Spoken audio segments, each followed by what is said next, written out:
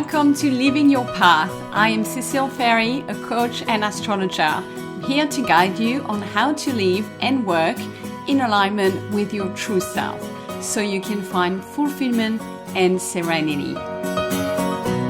Hello, my beautiful people, and welcome to your Cosmic Catch-Up for week commencing the 1st of Feb. So I'm posting this a little early because of the full moon in Leo happening in the next 24 hours. I apologize, I couldn't get this episode any sooner, but hopefully you get this in time to be prepared. So just before I jump into that, a quick recap because we are now in February. I can't believe January is gone. And I would say January wasn't an easy month. I think collectively, I see it as an extension really of the energy of 2025. Which matches the Chinese astrology. We're still in the year of the snake. We still have been shedding. So I just want to recognize it if you feel like January has been a busy, active, not so easy month. You are not alone. So February will change gears. And astrologically speaking, it's a big month, all right? But I believe it's going to be an interesting, exciting month. And I had told you in the episode for 2026 that things are really accelerating and picking up from February. So if you're like this week and next week are still kind of quietish, but we've already entered the busy corridor and eclipse season starts in 2 weeks' time. So that is what's happening in February. So we're actually going to start feeling the energy ramping up within the next few days, okay? And the eclipse is on the 17th of this month. And there is also a big conjunction that I have spoken about on the 20th of February. So really more to come later this month, okay? But I'll talk you through everything. For now, let me talk. The main topic is the full moon in Leo, which is happening at 5:09 p.m. in New York today on Sunday, at 10:09 p.m. in the UK, and in Australia it will be on Monday the 2nd at 9:09 a.m. in the morning. So being it a full moon, this is a time of ending, of completion, of release of certain things in order for things to really manifest and come into fruition. So it's the end of a cycle and you may see something ending. Okay, and for indication of where this may play out for you, look at what house 13 degrees of Leo is in your chart. So this may be Greek to you, but if it is Greek to you, I can explain. If we do your birth chart reading, then I will give you your chart and you have it to refer to for every moon this year. Okay, and if you don't want to do your birth chart reading, I have a moon calendar that is for sale on my website that you can order. That's very simple. What it is a list of all the new moons and all the full moons for this year, and you will give me your birth details and I will write in that calendar exactly what house each of those moons will affect for you this year.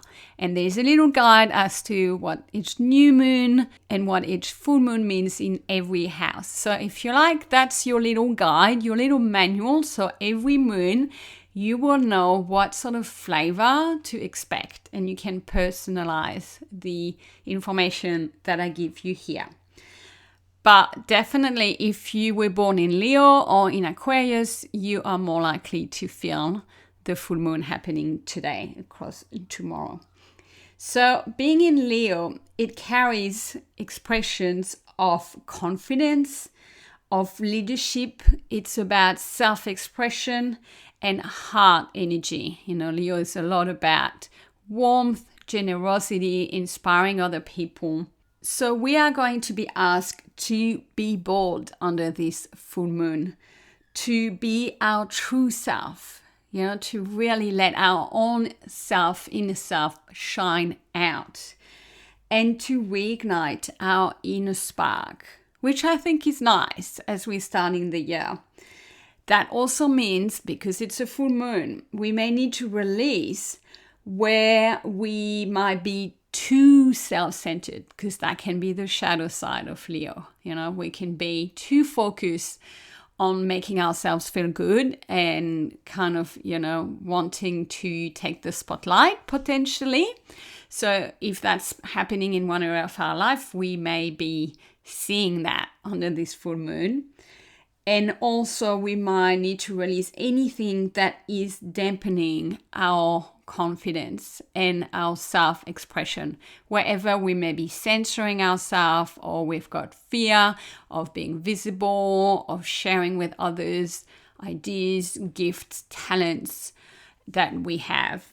Now, a little added layer to it is that once the moon is in Leo and the sun is in Aquarius, typical full moon, the sun is not alone in Aquarius. It is actually surrounded by several planets. So it's really adding a big weight on the Aquarius side, because the sun is next to Pluto, Mars, Venus, and Mercury.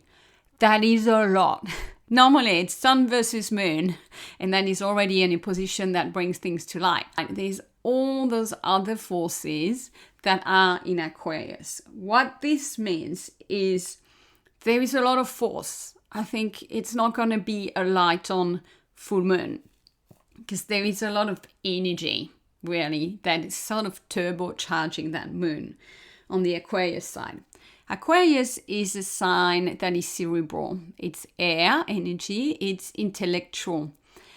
And that energy, I've already spoken about it. It's not just for the full moon, but it's happening at the moment. It's very strong. So you may feel mentally loaded, charged, and agitated. I don't know you, but I have found that sometimes over the last week or so. It's like things are just buzzing or just not leaving me alone in my head. So in particular tonight, like that energy is in the background of that full moon, okay? And that means there's really a strong opposition between heart and head right now with that full moon, because your head will be like going. And some people are feeling really fried mentally right now because January has been active and heavy. And if that's you, that's completely normal. So this is an opportunity to rebalance a little bit that mental high load and sort of, I'm looking for the word, that kind of energy, those kind of waves that are happening in your mind versus, okay, this is focusing on you with the full moon in Leo. Like, what am I standing for? What's my true self saying?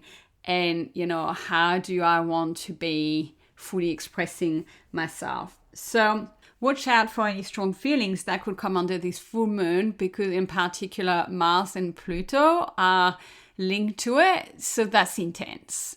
So refrain from maybe lashing out or saying something on like in the heat of the full moon, and wait a day or two for things to calm down if something comes to light, because it's likely to, like, something is going to be coming to the surface.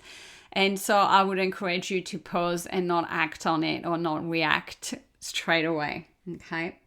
So I'm going to give you some quick questions for you to think about under this full moon. What's standing in the way of me being my true self? Where am I seeking validation before moving forward? And how can I shift towards self-trust and self-confidence? Where do I need more joy in my life? What is dampening the joy, the fun, or the playfulness in my life? And little tip, like, note that down and take some action after the full moon to really remove that from your life. So that's the full moon in Leo happening right now. And then we have two more things this week briefly. Wednesday, we have the end of Uranus retrograde. Okay, you'll be like, what the hell is that? And I won't go into detail because it's not going to change your life. But for those of you that are interested, Uranus is changing signs this year, and this is very exciting. And it will be felt. And that's happening at the end of April. Okay, so it's more at that time that I'll get into detail. But right now, it is in the sign just prior to that in Taurus, and it's been going backwards. So if you like, it's been going further away from that new sign for a couple of months. And this week, it's stopping that backwards movement. And it's going to resume a more forward position, and it's going to start journeying towards that new sign. So just to say, I am personally excited because I can't wait for it to move into the new sign. I find it a challenging placement for me in my chart because Uranus brings unexpected event and things. So you may have found those things happening in the area of finances for you because Taurus is finances, or your body and your health. And that's definitely been my case. And I cannot wait to turn the page on that chapter. So that's also a positive sign happening this week, that Uranus is going to move forward and it's starting its journey over into the new sign in April. And finally, on Friday the 6th in the US and Europe, and on Saturday the 7th in Australia, Mercury will move into Pisces, so changing sign, which it does every few weeks. It's in Aquarius right now, which makes us really sharp mentally. And in Pisces, it's going to be a different flavor because it's a water sign.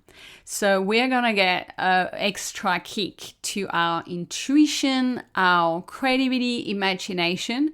So that's, think that fluid kind of thinking and a bit like escaping kind of mindset in terms of our mind, which can be really great. Like if you're writing a book or poetry, or you are, singing or doing anything artistic, like you will get really beautiful inspiration when Mercury is in Pisces.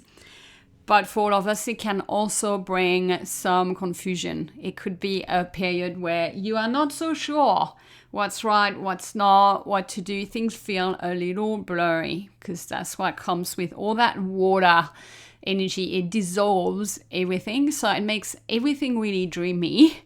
And that's perfect if you're like creating something. But it can also, like if you're trying to make decisions, it can be a little challenging. So that will be the energy from the end of this week mentally. So there you have it. I am going to leave you to this first week of February, and also a reminder that you still have options to talk with me about what this year has in store for you based on what's happening in the sky. A quick reminder, those options are in the show notes, but if you have done a birth chart with me, we can do a transit reading, which will be a very personalized reading that will say what's going to happen to you this year and when and how it's going to feel. Very important, so you can be prepared. And if you haven't had a birth chart reading, I have a special bundle offer, so you can do both. First, the birth chart, which will tell you all about who you are. And that is a great place to start this year. And then we'll meet again to talk about the current happening for you this year. And if this all sounds too much and you want to start small, there is a report that you can order that will also give you personalized information based on your date of birth in terms of this year. What is likely to happen, what current are going to come in different areas of your life at what time. So this is the first really good level of knowledge to know the flavor of this year for you and the hot moments and those where things are going to flow really well, and areas of your life that may be undergoing more challenges or growth or transformation this year. So check out those offers. They are linked in the show notes. Thank you for being here.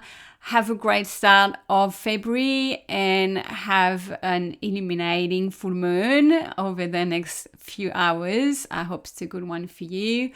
And I will speak to you next week. Take care. Bye for now.